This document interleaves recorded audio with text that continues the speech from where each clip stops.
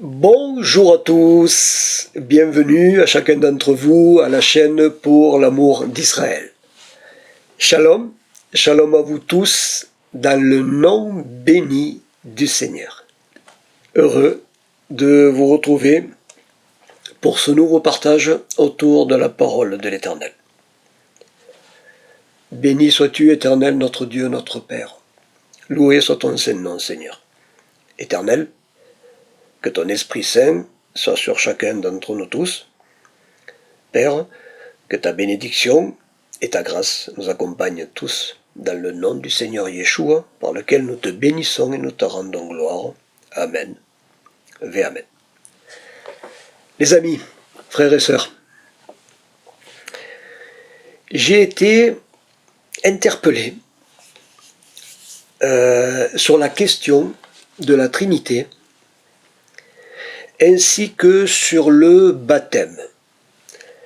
J'ai été interpellé par des sœurs dans le Seigneur qui ont fréquenté des églises pentecôtistes ainsi que des groupes chrétiens qui enseignent que Jésus seul serait la divinité.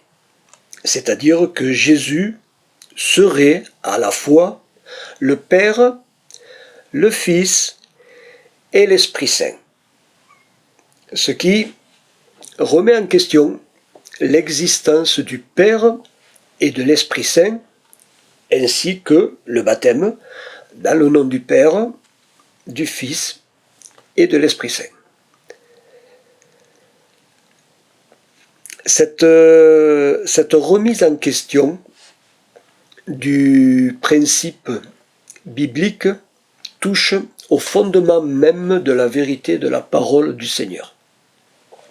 Ce qui n'est pas sans conséquence du fait que la parole est mise en porte-à-faux par des églises et par des pasteurs qui enseignent une doctrine en désaccord avec la vérité de la parole de Dieu.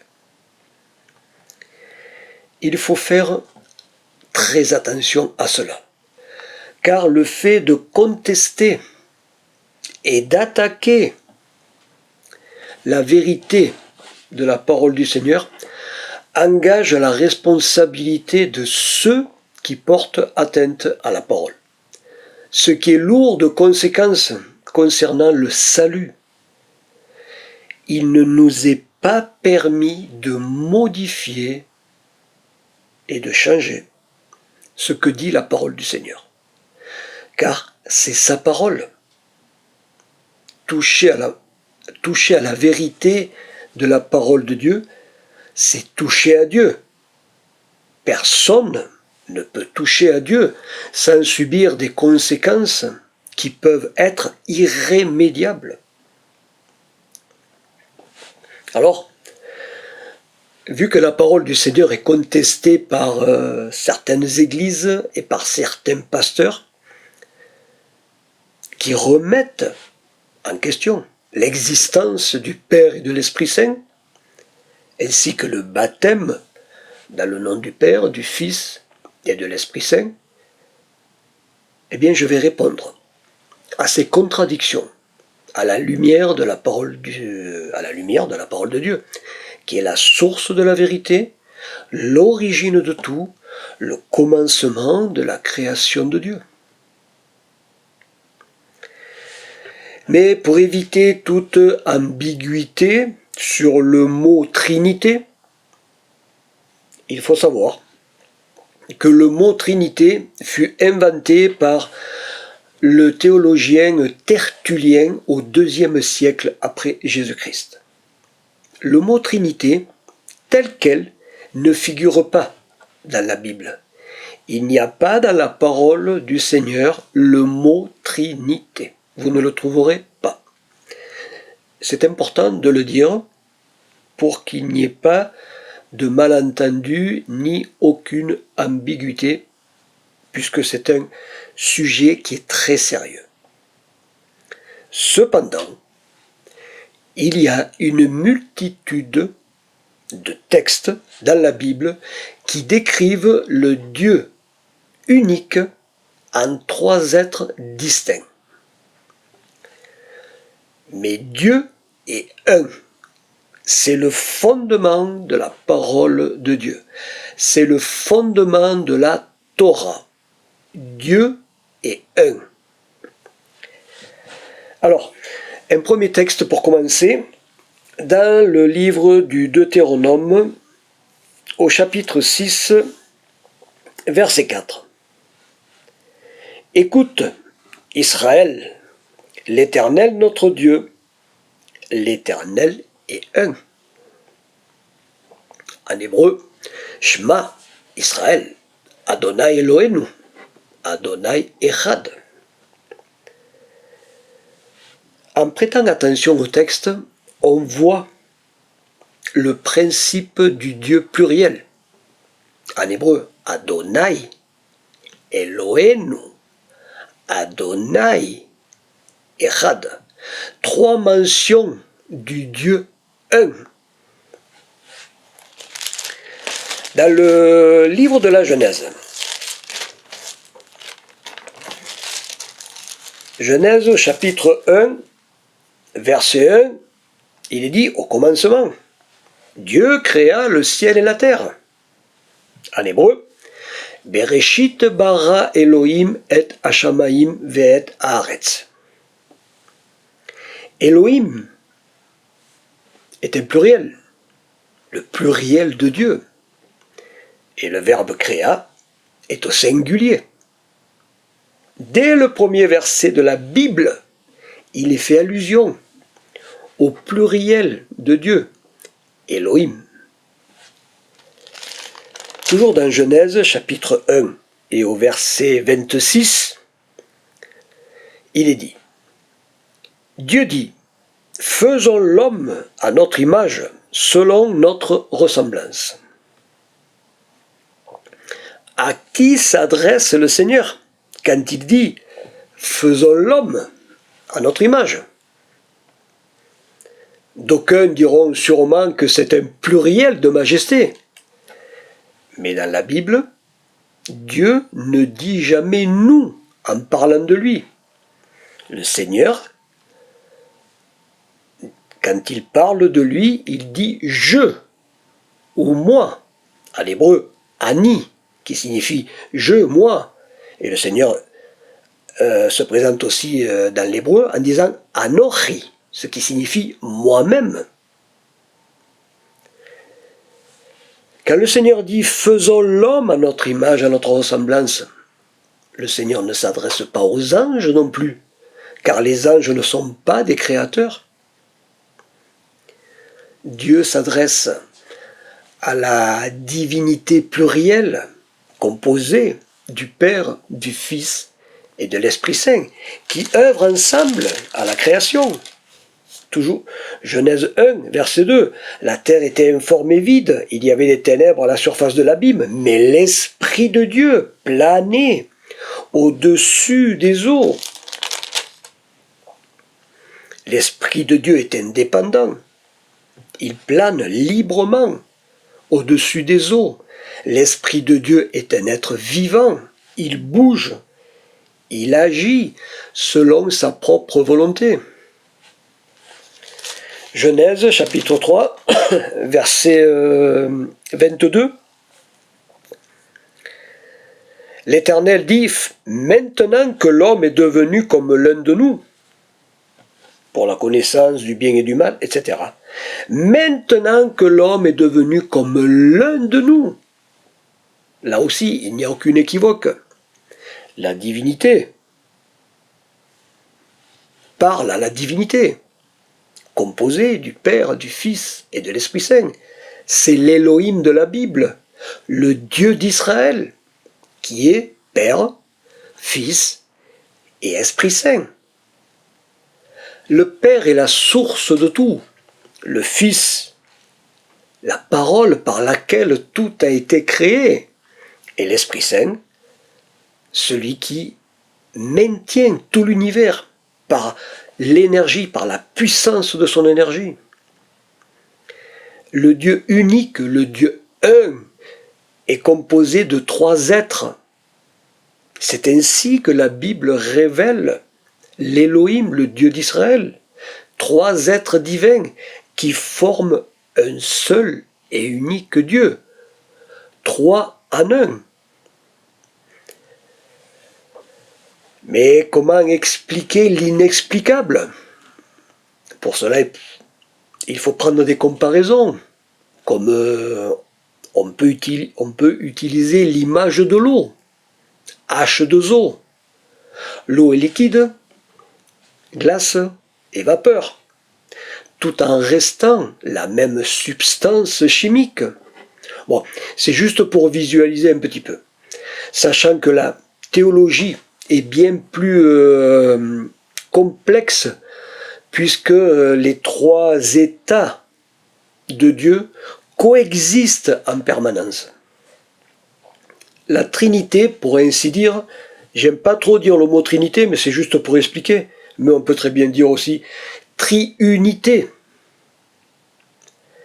Donc la triunité ne consiste pas en trois dieux, ni dans la croyance en trois dieux, non. La triunité, c'est Dieu manifesté en trois personnes éternelles et égales, existant en forme de Dieu.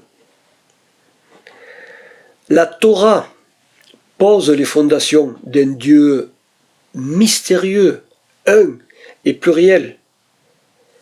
Les prophètes de la Bible révèlent le Dieu d'Israël. Regardez dans le livre d'Ésaïe. Ésaïe, chapitre 9, verset 5. Car un enfant nous est donné, car un enfant nous est né, un fils nous est donné, et la souveraineté reposera sur son épaule. On l'appellera admirable, conseiller, Dieu puissant, Père éternel, prince de la paix.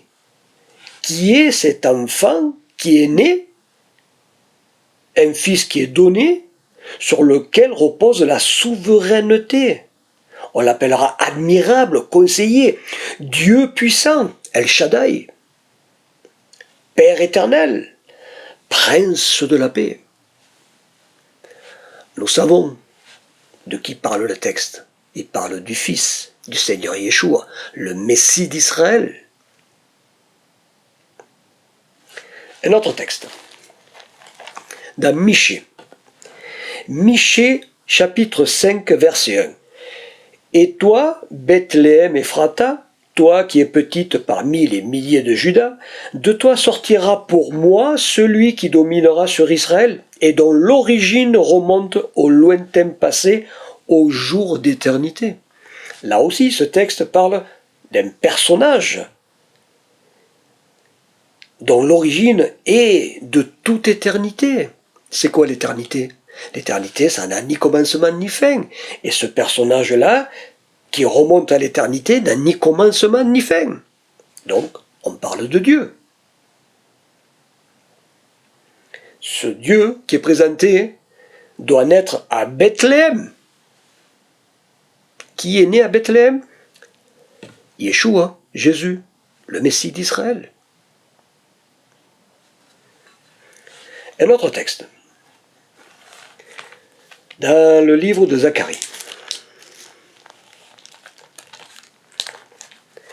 Zacharie, chapitre 2, verset 13 et suivant.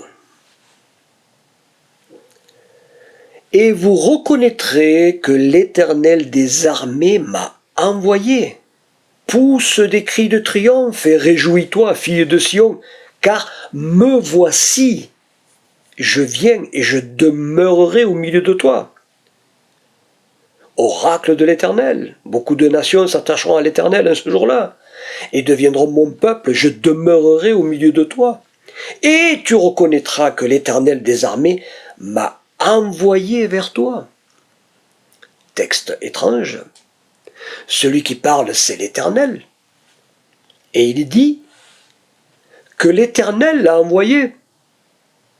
ce qui suggère une distinction entre l'Éternel et l'Éternel au sein de la divinité, de la famille divine, puisque l'Éternel envoie l'Éternel vers Israël. Il n'y a pas deux éternels, il n'y en a qu'un, la divinité. Mais on comprend qu'il y a des êtres distincts, des personnes distinctes au sein de la divinité, une. Un autre texte, dans Ésaïe 63, verset 10, il est dit « Mais ils ont été rebelles, ils ont attristé son Esprit Saint, il se changea pour eux en ennemi, c'est lui qui a combattu contre eux. » Ils ont attristé son Esprit Saint, et il se changea pour eux en ennemi. On n'attriste pas une force impersonnelle, comme l'électricité, ou comme un fluide, ou comme le vent. On ne peut attrister qu'un être, qu'une personne.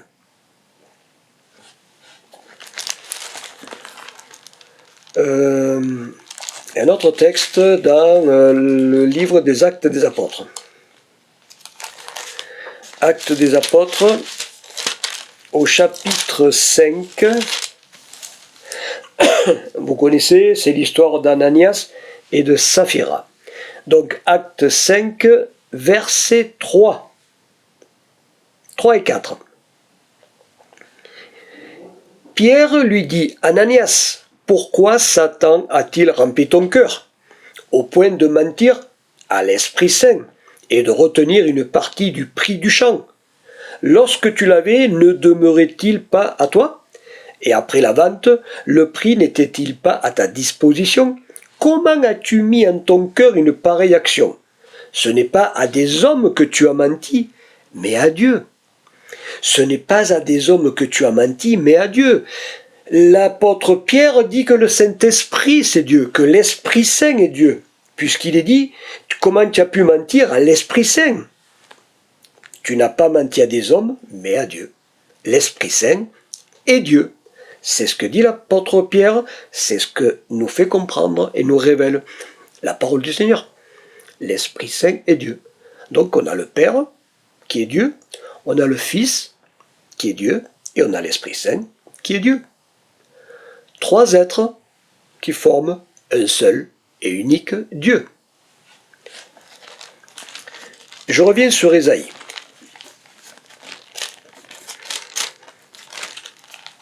Ésaïe au chapitre 6. Ésaïe 6, verset 3. Ils criaient l'un à l'autre et disaient « Saint, Saint, Saint est l'Éternel des armées, toute la terre est pleine de sa gloire. Kadosh, Kadosh, Kadosh, Adonai Tsebaot. » Pourquoi les séraphins répètent-ils par 3 fois la sainteté de Dieu? Eh bien, parce que l'Éternel est un Dieu composé. Il est 3 fois saint. D'où le fait que les séraphins sanctifient l'Éternel par 3 fois. Les séraphins sanctifient le Père, le Fils et l'Esprit Saint. Toujours dans Ésaïe, chapitre 6, verset 8, il est dit « J'entendis la voix du Seigneur disant « Qui enverrai-je et qui marchera pour nous ?» Qui marchera pour nous? Pour nous, la divinité, pour le Père, pour le Fils et pour l'Esprit Saint. Je rappelle que le nous de majesté n'existe pas dans la Bible. L'Éternel, quand il parle de lui, il dit « Je suis l'Éternel ». La Bible nous fait comprendre que le Dieu unique d'Israël possède une communion interne. il y a une interaction commune entre les trois êtres vivants de la divinité. Il y a une communion constante entre le Père, le Fils et l'Esprit Saint. La Bible ne présente pas un Dieu solitaire, mais un Dieu qui est amour en lui-même avant la création de l'univers. Il est amour depuis toujours, depuis l'éternité. Pour qu'il y ait un amour éternel, il faut un sujet qui aime, le Père. Il faut un sujet qui soit aimé, le Fils. Et il faut le sujet qui fait le lien de cet amour, l'Esprit Saint.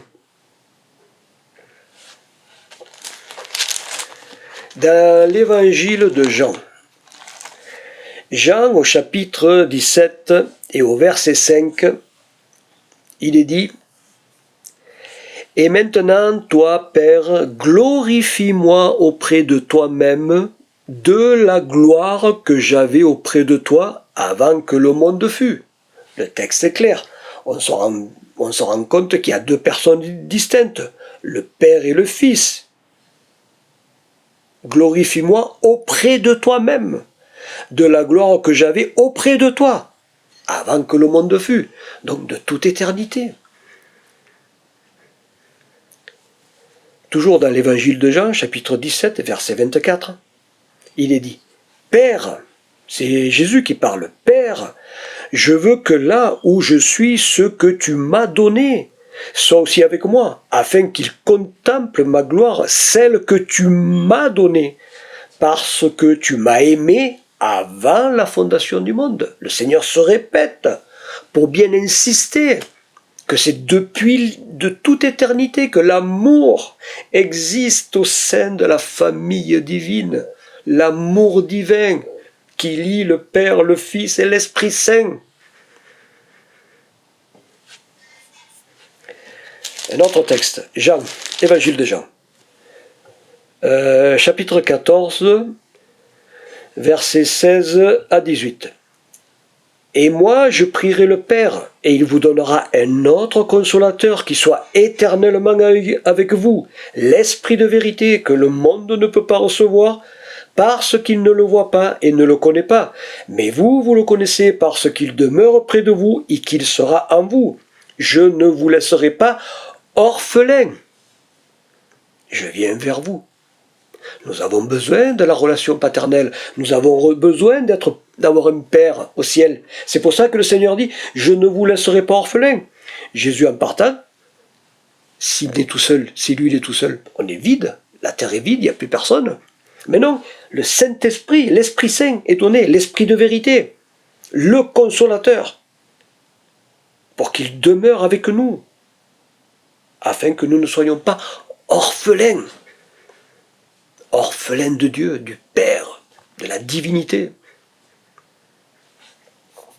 L'Esprit Saint est un être à part entière. Il est le représentant de la divinité sur terre. Il est la présence divine sur terre. Que les Juifs nomment par la Shekinah, la Sainte Shekinah. L'Esprit Saint. Roi Elohim, Roi HaKodesh. La relation constante, Père, Fils, Esprit Saint, c'est la colonne vertébrale de l'édifice de la Bible. Si on met de côté la notion du Père, du Fils et de l'Esprit Saint, plus rien ne tient à la Bible. Si l'on retire la nature plurielle de Dieu, tout s'effondre. Le plan de la rédemption et le plan du salut sont fondés sur l'interaction du Père, du Fils et de l'Esprit Saint. L'homme a péché, mais seul Dieu peut pardonner. et payer la dette du péché. Un simple homme ne peut pas sauver l'humanité, ni un ange non plus. Mais le Dieu éternel ne peut pas mourir non plus. Alors, on se trouve devant un dilemme de taille. Quelle est la solution? Eh bien, la solution, c'est la parole, la Bible qui la donne. Le Père envoie le Fils, qui, étant pleinement Dieu, offre un sacrifice d'une valeur infinie. Et comme il est pleinement homme, il peut mourir à notre place pour le salut de quiconque croit en lui.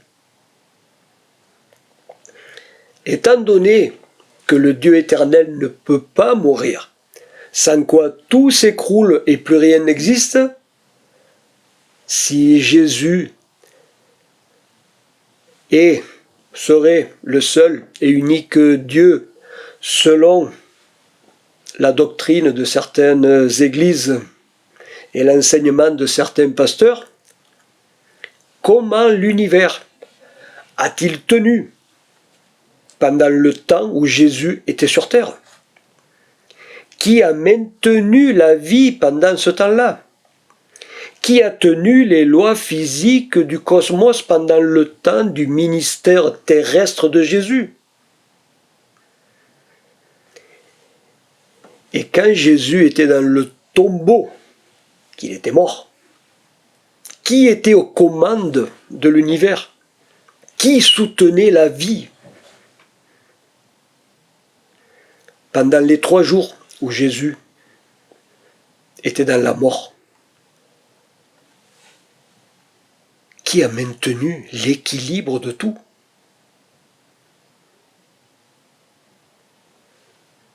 Qui a maintenu la rotation de l'univers?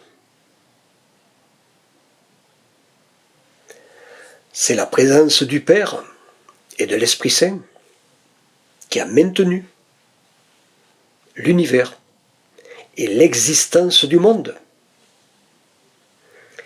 Si le Père et l'Esprit n'existent pas comme le pensent certains pasteurs et certaines églises, alors le monde se serait écroulé et aurait complètement disparu, puisque Jésus était le seul Dieu mort, enterré pendant 3 jours.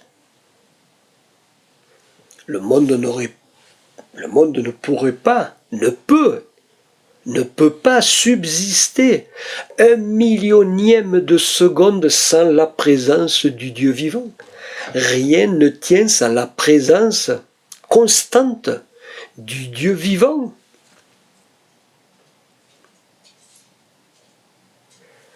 Les Israélites devaient offrir le sacrifice permanent, continuel, dans le temple, chaque jour.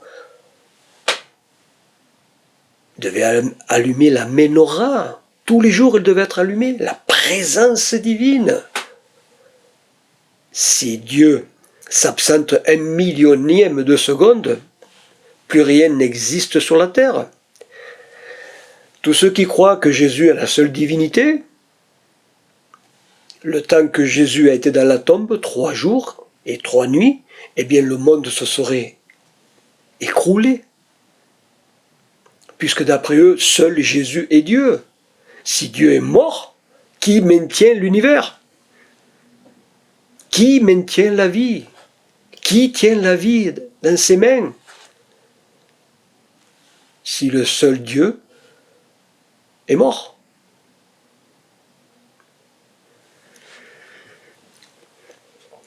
Ce qui fait que les églises, ainsi que tous les enseignants, les pasteurs, les responsables, qui prêchent que Jésus seul est l'unique Dieu, eh bien, ils se trompent grandement et ils égarent tous ceux qui les écoutent, ce qui est lourd de conséquences pour tous ceux et celles qui rejettent l'existence du Père et de l'Esprit Saint. Car le salut de l'humanité est engagé dans le nom du Père, du Fils et de l'Esprit Saint. Si vous enlevez la relation du Père, du Fils et de l'Esprit Saint, vous n'enlevez pas seulement un dogme ni une doctrine, vous changez la nature même de Dieu, et par extension, la nature de l'homme, qui est faite en 3 dimensions, corps, âme et esprit, à l'image et à la ressemblance de Dieu. Le Père, le Fils et l'Esprit Saint sont liés ensemble dans l'unité de la divinité. 3 en 1, 3 êtres vivants distincts en un seul Dieu.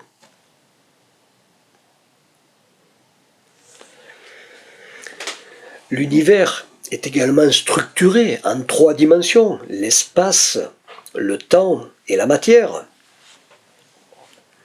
ainsi que la structure de la cellule, le cytoplasme, le noyau et l'ADN, 3 éléments distincts qui forment une cellule unique.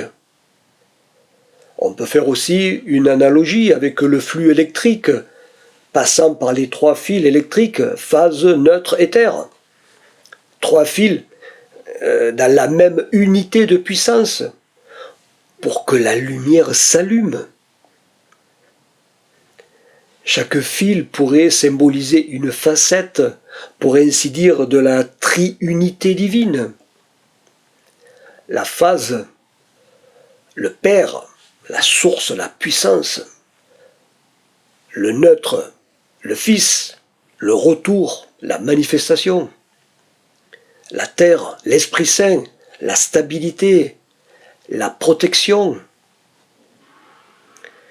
Le but des 3 fils électriques, c'est d'apporter la lumière. Si on coupe 2 fils électriques, il n'y a pas de lumière. Avec un seul fil, ça ne marche pas. Les chrétiens et les églises qui veulent avoir la lumière uniquement avec un fil, entre parenthèses Jésus seul, eh bien tous ces chrétiens doivent comprendre que cela ne fonctionne pas ainsi. Il faut le circuit complet pour avoir la lumière. Il faut la divinité complète et entière pour avoir la pleine lumière de Dieu. On ne peut pas couper la divinité, c'est impossible. La parole de Dieu, la Bible nous révèle comment est composé le Dieu d'Israël. Il est Père, Fils et Esprit Saint. Le principe divin se retrouve dans tout l'univers, de l'infiniment petit à l'infiniment grand, de la cellule à l'atome, protons, neutrons, électrons, tout est structuré sur le principe 3 en 1. C'est la preuve que la Bible n'est pas une invention humaine, car elle décrit une réalité divine que nous retrouvons gravée dans le cœur même de la matière et de la vie. Le Seigneur nous a révélé son code génétique, si je peux m'exprimer ainsi. Le Seigneur a dévoilé à notre entendement la structure même de Dieu, le code source composé du Père, du Fils et de l'Esprit Saint, dans l'unité de la cellule divine. S'attaquer au code source divin, c'est comme s'attaquer à l'ADN. Une cellule dont on modifie l'ADN devient un cancer. S'attaquer au principe de la révélation biblique sur le Dieu d'Israël, représenté par le Père, le Fils et l'Esprit Saint, c'est modifier l'ADN de Dieu.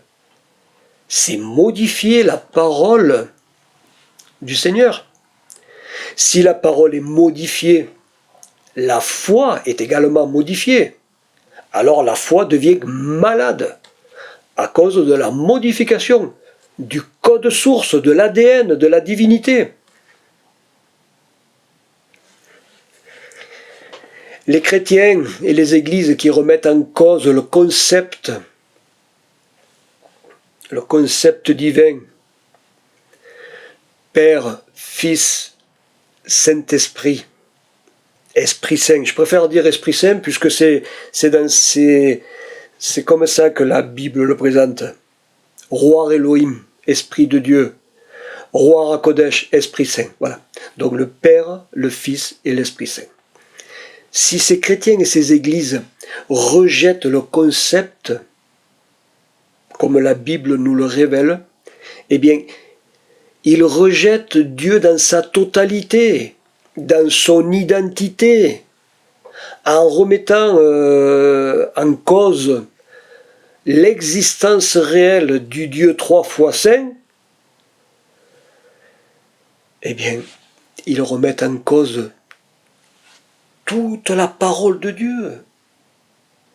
Si on remet en cause la vérité de la parole de Dieu, la parole de Dieu, c'est la Bible. Si on remet en cause ce qui est écrit dans la parole de Dieu, si ce qui est écrit là n'a plus valeur de vérité, alors à quoi ça sert de la lire? À quoi servirait-il d'aller prier? À quoi servirait-il d'aller à l'église? À quoi servirait-il d'aller louer l'Éternel? À quoi? À rien. On est perdu alors. Si ce qui est écrit là n'est pas vrai, et que chacun l'interprète comme il veut, où on va comme ça?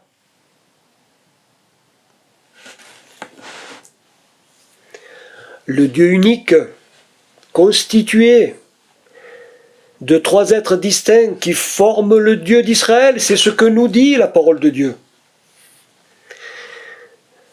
Les églises et les chrétiens qui pensent que le Père n'existe pas et que l'Esprit n'existe pas deviennent des orphelins spirituels.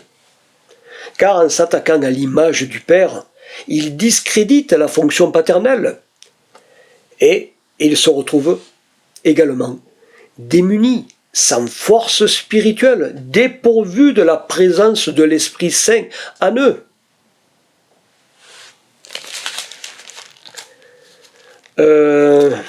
Éphésiens.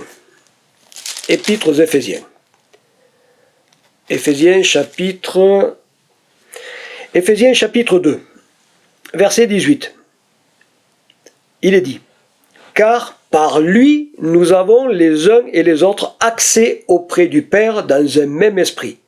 Car par lui, Jésus, Yeshua, car par Jésus, par Yeshua, nous avons les uns les autres, vous et moi, accès auprès du Père, dans un même esprit, dans l'Esprit Saint. Par Jésus, par Yeshua, nous avons accès auprès du Père dans l'Esprit Saint.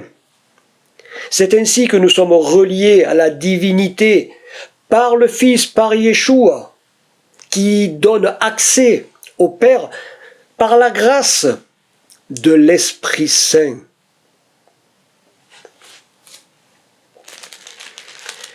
Épître de Jean. Oui.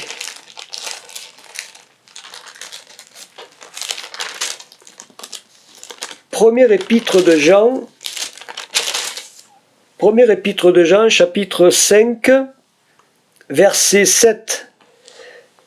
Il est dit: car il y en a 3 qui rendent témoignage dans le ciel, le Père, la parole et l'Esprit Saint. Et ces 3 sont un. C'est la parole qui le dit. Car il y en a 3 qui rendent témoignage dans le ciel, le Père, la parole, Yeshua, Jésus, et l'Esprit Saint. Et ces 3 sont un.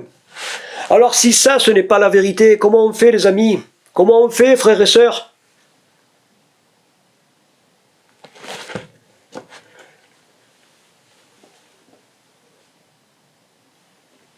Vous comprenez? Les 3 sont un. C'est ce que dit la parole du Seigneur, qui est la vérité. Le Dieu d'Israël, l'Élohim d'Israël, est composé du Père, du Fils, de Yeshua, et du Roi Hakodesh, de l'Esprit Saint. Le Père, le Tout-Puissant, El Shaddai. Le Fils, l'auteur du salut, le Rédempteur. L'Esprit Saint, le Consolateur. Le Consolateur avec nous. Le Père, le Fils, l'Esprit Saint représentent le seul et unique Dieu de tout l'univers, le Dieu d'Israël, qui est le fondement de la foi juive et de la foi chrétienne. La question de la triunité, permettez-moi de le dire ainsi, la question de la triunité divine est une question de vie ou de mort spirituelle, car c'est le code source de l'ADN divin qui empêche notre foi de tomber malade ou de s'éteindre. La foi ne tient pas si vous enlevez le Père, le Fils et l'Esprit Saint. Rien ne tient. Sans la réalité existentielle du Père, du Fils et de l'Esprit Saint, tout l'univers s'écroule, rien ne tient, c'est le néant, rien n'existe. C'est ce que veut le mal, le néant, la destruction. Le mal veut détruire l'image du Père. C'est ce qu'il fait ici-bas. Détruire l'image du Père. Tout est contre le Père ici-bas. Le fondement, la fondation de l'infini repose sur le Père, le Fils et l'Esprit Saint. Aucune construction ne tient sans fondation. Tout s'écroule sans fondation. Vous connaissez la parabole de la maison construite sur le sable et de la maison construite sur le roc. Le roc, c'est Jésus, c'est Yeshua. Mais Yeshua est dans le Père et dans l'Esprit Saint. Rien ne tient sans la fondation éternelle, divine, sacrée, Père, Fils, Esprit Saint. Tout l'univers à l'infini est rempli de la présence divine du Père, du Fils et de l'Esprit Saint. C'est une folie complète que de remettre en cause et de s'attaquer au fondement du principe sacré, divin, qui tient tout dans un parfait équilibre en ordre et en sainteté. Saint, Saint, Saint est l'Éternel. Kadosh, Kadosh, Kadosh. Adonai, Tsevaot.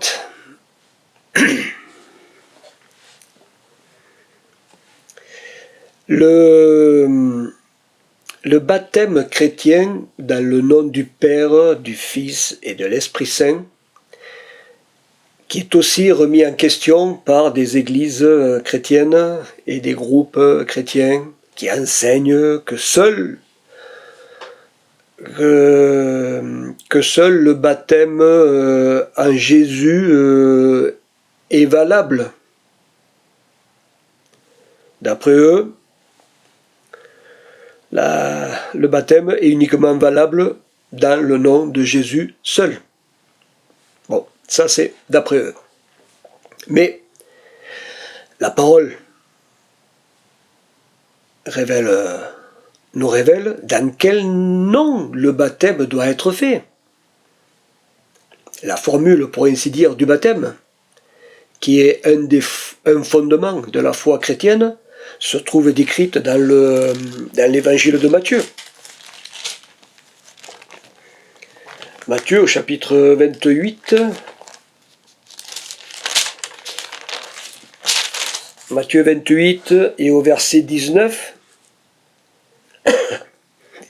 Il est dit, allez, faites de toutes les nations des disciples, baptisez-les au nom du Père, du Fils et de l'Esprit Saint. C'est Jésus qui parle, c'est Yeshua. Allez, faites de toutes les nations des disciples, baptisez-les au nom du Père, du Fils et de l'Esprit Saint. C'est la base, la fondation du code source de la divinité. Et le Seigneur nous demande de baptiser dans cet ordre-là, au nom du Père, du Fils et de l'Esprit Saint. Le baptême signifie d'être complètement immergé dans l'eau. Le baptême symbolise une mort et une résurrection, une renaissance. C'est comme une mort à une ancienne vie pour renaître à une vie nouvelle, dans laquelle on est dans l'adoption du Père, dans la rédemption du Fils, pour une vie nouvelle dans l'Esprit. Et c'est ainsi que tous les baptêmes doivent être formulés, dans la réalité divine, dans le nom du Père, du Fils et de l'Esprit Saint, afin de devenir, comme le dit le Seigneur, des disciples. Des disciples. Allez, faites de toutes les nations des disciples. Baptisez-les au nom du Père, du Fils et de l'Esprit Saint. Le Seigneur Yeshua lui-même s'est soumis à la volonté de son Père en se faisant baptiser pour donner l'exemple à suivre. Et nous devons suivre l'exemple du Seigneur. Évangile de Matthieu, chapitre 3, versets 13 à 17. Alors Jésus vint de la Galilée au Jourdain vers Jean pour être baptisé par lui.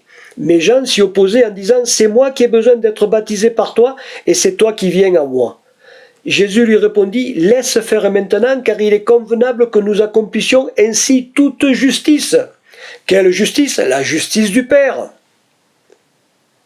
Donc Jésus s'est soumis à son Père.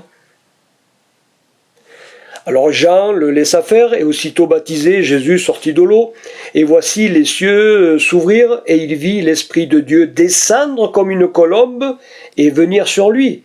Et voici qu'une voix fit entendre des cieux ces paroles, « Celui-ci est mon Fils bien-aimé, en qui j'ai mis toute mon affection. » Au baptême de Jésus, de Yeshua, le Dieu d'Israël dans sa totalité était présent. Jésus qui se faisait baptiser, l'Esprit Saint qui descend sous la forme d'une colombe et le Père qui se manifeste par la voix venant du ciel. Le Père parle, Jésus est dans l'eau et l'Esprit Saint descend sous forme d'une colombe. L'Esprit Saint se matérialise comme il veut. L'unité de la divinité plurielle présente au moment du baptême.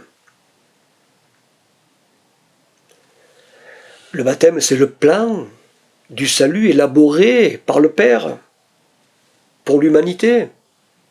Quiconque se repent se fait baptiser.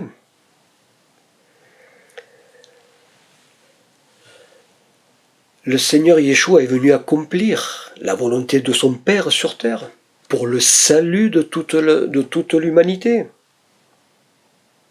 Si Jésus est tout seul sur terre, elle est où la volonté du Père? Comment pouvait-il dire alors Jésus, mon Père? Quand il priait à qui alors?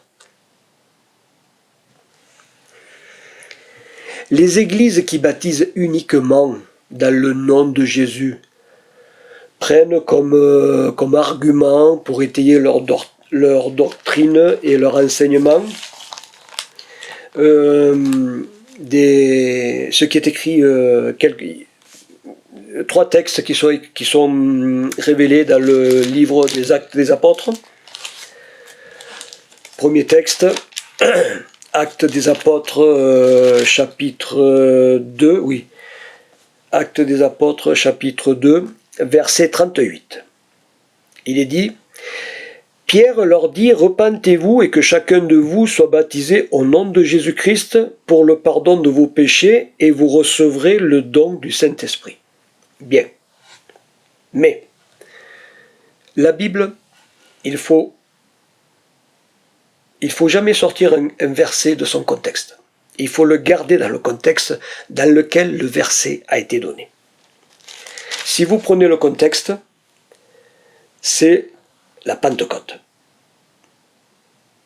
Il est dit que le jour de la Pentecôte arriva, ils étaient tous ensemble dans le même lieu. Verset 5, il est dit « Or, il y avait un séjour à Jérusalem des Juifs pieux, venus de toutes les nations qui sont sous le ciel. Donc il faut rester dans le contexte de l'événement. C'est la Pentecôte, c'est la fête de la Pentecôte, c'est la fête de Shavuot, la fête de l'Éternel, la fête de Shavuot. Des Juifs du monde entier, des Juifs pieux du monde entier viennent fêter la fête de Shavuot, la fête de Pentecôte. Les Juifs pieux connaissent le Père, Adonai, El Shaddai, ils le connaissent. Il y a la Torah, il y a les psaumes, il y a les prophètes, ils connaissent le Dieu d'Israël. Ils connaissent aussi la Shekinah, la présence divine. Mais les Juifs pieux ne connaissaient pas Yeshua, le Messie d'Israël, ni l'Esprit Saint non plus, puisque ce n'est que ce jour-là, à la Pentecôte, que l'Esprit s'est révélé, s'est manifesté sur terre complètement. C'est pour cela que Pierre dit « Soyez baptisés au nom de Jésus-Christ, au nom de Yeshua HaMashiach. Reconnaissez que ce Jésus-là, c'est le Messie. » C'est ce qu'il veut dire. Reconnaissez que ce Jésus-là, Yeshua, c'est le Messie, Yeshua HaMashiach. C'est dans ce sens que l'apôtre Pierre le dit pour apporter le Messie aux Juifs en Israël.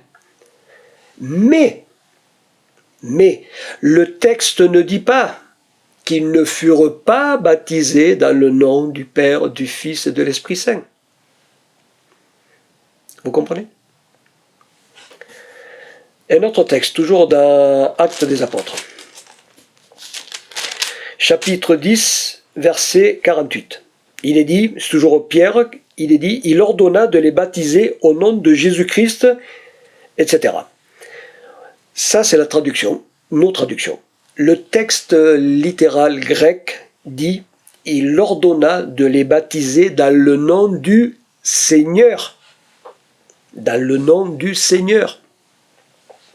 C'est ce que dit le texte original grec. Alors tout dépend comment on l'interprète, mais si Pierre a dit de les baptiser au nom de Adonai, et on peut l'interpréter aussi ainsi, puisque le texte dit au nom du Seigneur. Et en hébreu, Seigneur, pour un juif, se dit Adonai. Pierre était juif. Il parlait comme un juif. Et il ordonna de les baptiser au nom d'Adonai. Adonai est un pluriel de Adon, comme Elohim. Un autre texte, toujours dans Actes des Apôtres, au chapitre 19, versets 1 à 7. Là, c'est l'apôtre Paul. Pendant qu'Apollos était à Corinthe, Paul, après avoir traversé les hauteurs du territoire, se rendit à Éphèse. Il rencontra quelques disciples et leur dit « Avez-vous reçu l'Esprit Saint quand vous avez cru ?» Ils lui répondirent « Nous n'avons même pas entendu dire qu'il y ait un Esprit Saint. » Il dit « Quel baptême avez-vous donc reçu ?» Ils répondirent « Le baptême de Jean. » Alors Paul dit « Jean a baptisé du baptême de repentance. Il disait au peuple de croire en celui qui venait après lui, c'est-à-dire en Jésus. » Sur ces paroles, ils furent baptisés au nom de Jésus, du Seigneur Jésus. Paul leur imposa les mains et le Saint-Esprit vint sur eux. Ils se mirent à parler en langue et à prophétiser. Tous ces hommes étaient au nombre de 12 environ. Dans ce texte, c'est toujours pareil, il ne faut pas sortir du contexte. Les disciples qui avaient été baptisés par Jean le Baptiste, dans un baptême de repentance. Mais ces disciples ne connaissaient pas Yeshua, ni le Saint-Esprit, puisqu'ils disent on n'a jamais entendu parler de l'Esprit Saint. Vous comprenez? Il y avait une grande ignorance à ce niveau-là. Yeshua n'était pas reconnu totalement, et l'Esprit Saint, on ne savait pas trop qui c'était. Et l'apôtre Paul leur explique, leur fait comprendre, et les 12 environ que l'apôtre Paul rencontre, ces 12-là sont baptisés dans le Messie, Yeshua HaMashiach.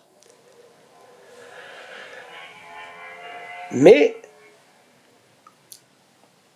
on peut, sur ces paroles, ils furent baptisés au nom du Seigneur Jésus, mais On n'en sait pas plus. On ne sait pas si, dans le baptême, Paul n'a pas prononcé Père, Fils et Esprit Saint. Il y a une nuance. Le texte, il n'est pas dit dans le texte que tous ceux qui venaient au Seigneur se faisaient baptiser au nom de Jésus. Seulement 12. C'est 12-là que Paul a rencontrés. 12 disciples de Jean. Ce n'est pas l'ensemble de la communauté, de la population. Donc, ce n'est pas une généralité.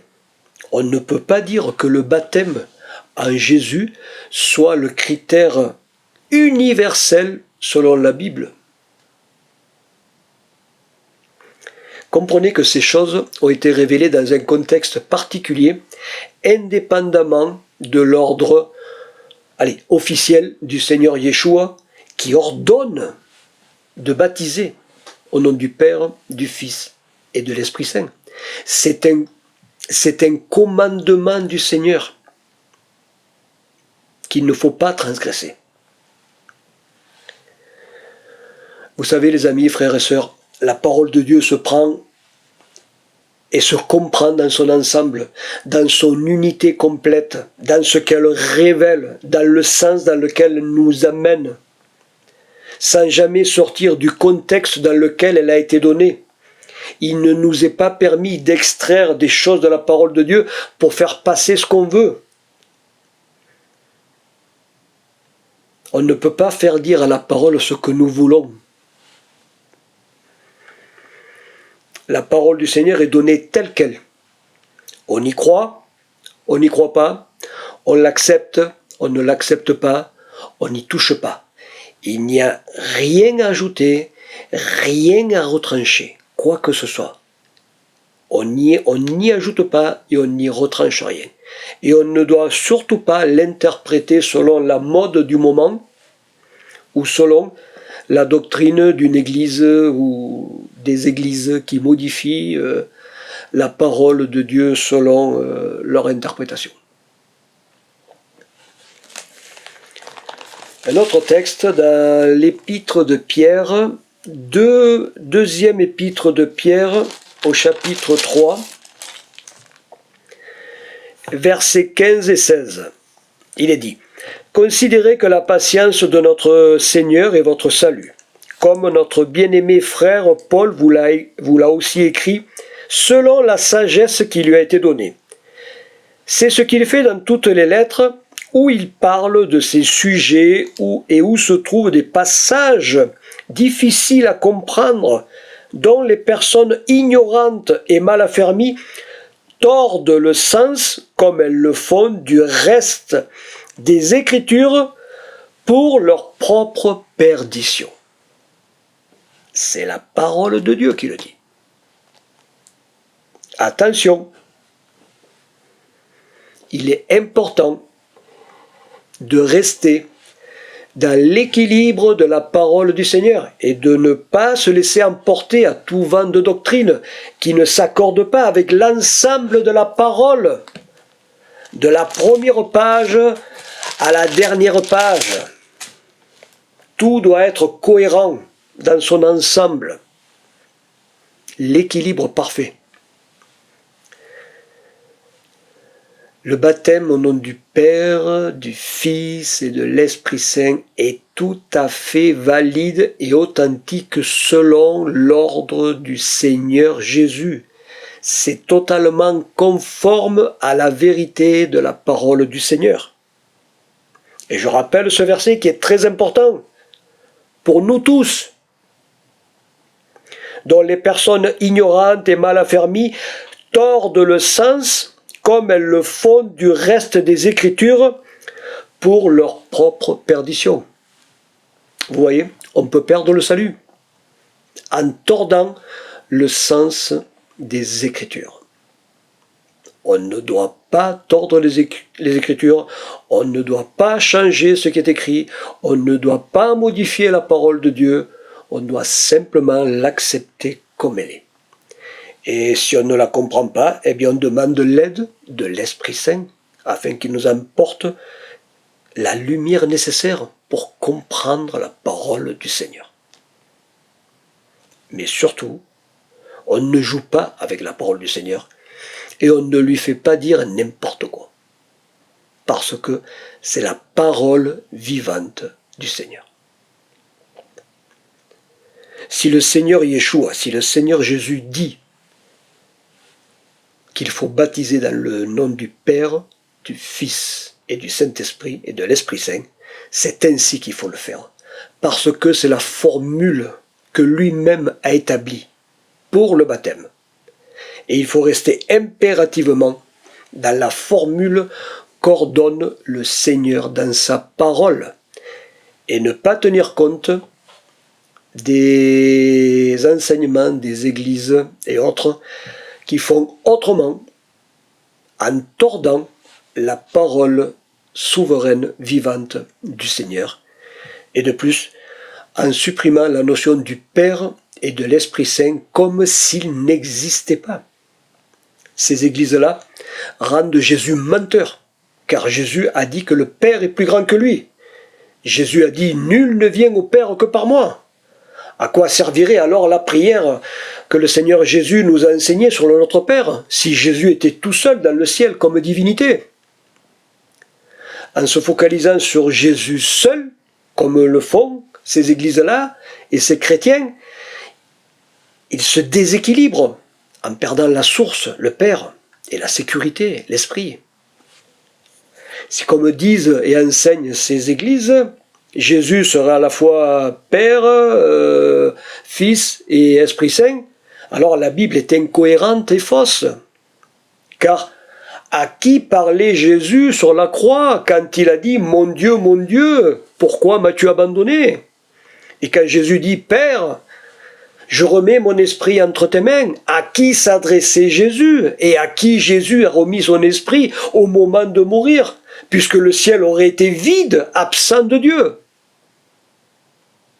Vous voyez l'incohérence et la folie de l'enseignement des églises et des chrétiens qui refusent le concept de la triunité divine, qui refusent de baptiser dans le nom du Père, du Fils et de l'Esprit Saint, qui sont les trois êtres composants l'unique Dieu d'Israël qui est amour. Si Dieu n'est qu'une personne, alors l'amour n'existe pas en Dieu avant la création. Mais comme l'union des trois est une réalité, cela prouve que Dieu est amour de toute éternité. Si vous enlevez le Père, vous n'avez plus de source, plus de maison. Si vous enlevez l'Esprit, vous n'avez plus de sécurité, plus de consolation. Et si vous réduisez le Fils en pensant qu'il est seul, vous n'avez plus de chemin pour aller au Père. Tout s'écroule dans l'univers. Rien ne tient sans l'existence réelle du Père, du Fils et de l'Esprit Saint, unis ensemble, qui, je le rappelle, ne sont pas trois dieux, car il n'y a qu'un seul Dieu, représenté dans le Père, le Fils et l'Esprit Saint, ce qui est complètement différent. C'est la seule configuration qui a tout créé, qui tient tout l'univers en place, qui sauve et restaure autant le peuple d'Israël que quiconque accepte comme Père, comme Dieu, le Père, le Fils et l'Esprit Saint. Car c'est ainsi que la Bible révèle et démontre comment est constitué en substance le Dieu d'Israël. La vie qui nous est donnée vient du Père, du Fils et de l'Esprit Saint. Que vous y croyez ou pas, depuis l'éternité sans commencement ni fin, le Père, le Fils et l'Esprit Saint représentent le Dieu vivant, l'Élohim d'Israël. C'est ainsi que Dieu existe.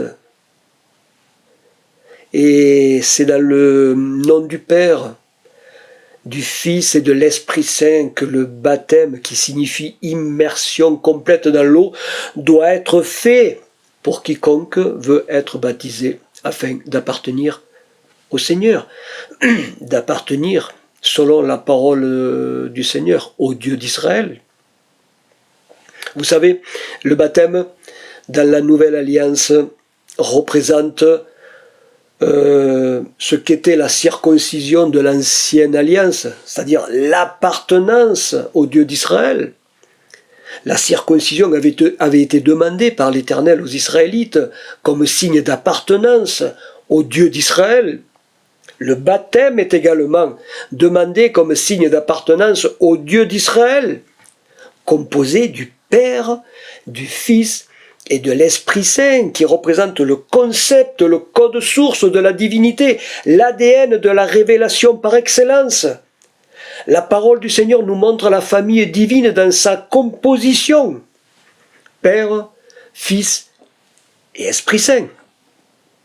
C'est le mystère du ciel qui nous est révélé dans la parole de Dieu. C'est vrai que sans la foi, c'est difficile de le comprendre. Mais si Dieu serait compréhensible et si l'on pourrait cerner Dieu, il ne serait plus Dieu.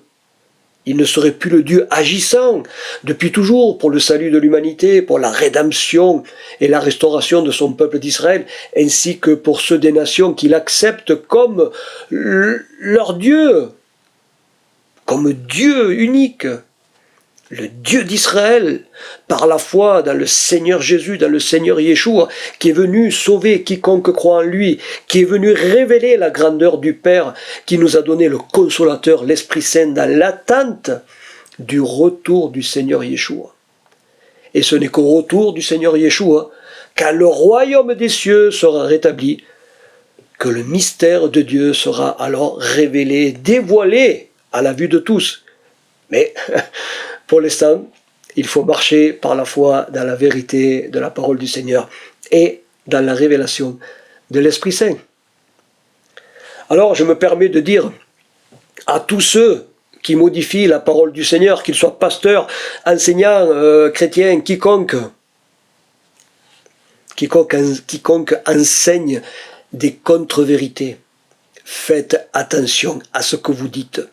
Ne manipulez pas la parole de Dieu selon votre volonté, ce qui est préjudiciable pour vous et pour ceux qui vous écoutent, car vous mettez votre salut en danger en tordant le sens des Écritures, avec pour conséquence la perdition, la perte du salut.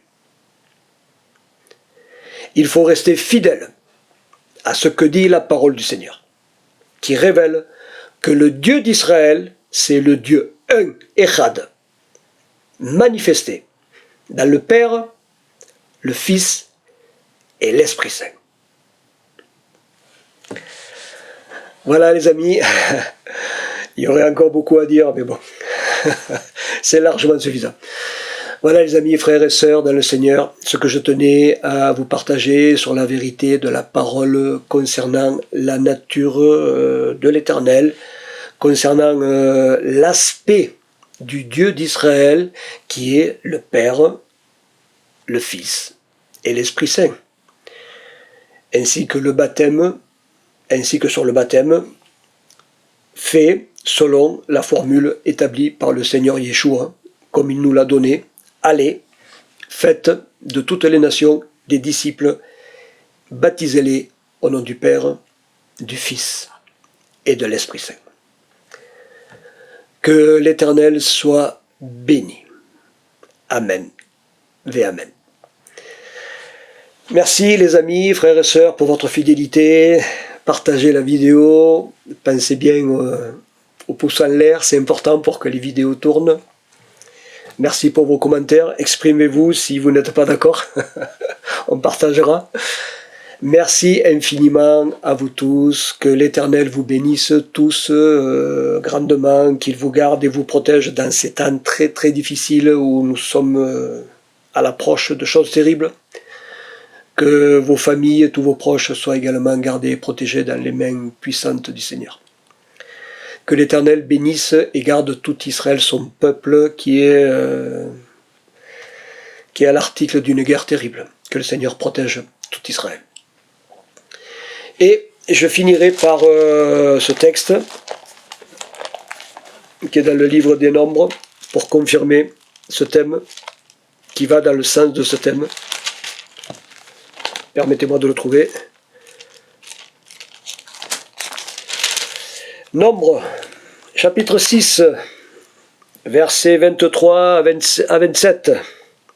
Parle à Aaron et à ses fils et dit: vous bénirez ainsi les Israélites, vous leur direz que l'Éternel te bénisse et te garde, que l'Éternel fasse briller sa face sur toi et t'accorde sa grâce, que l'Éternel lève sa face vers toi et te donne la paix.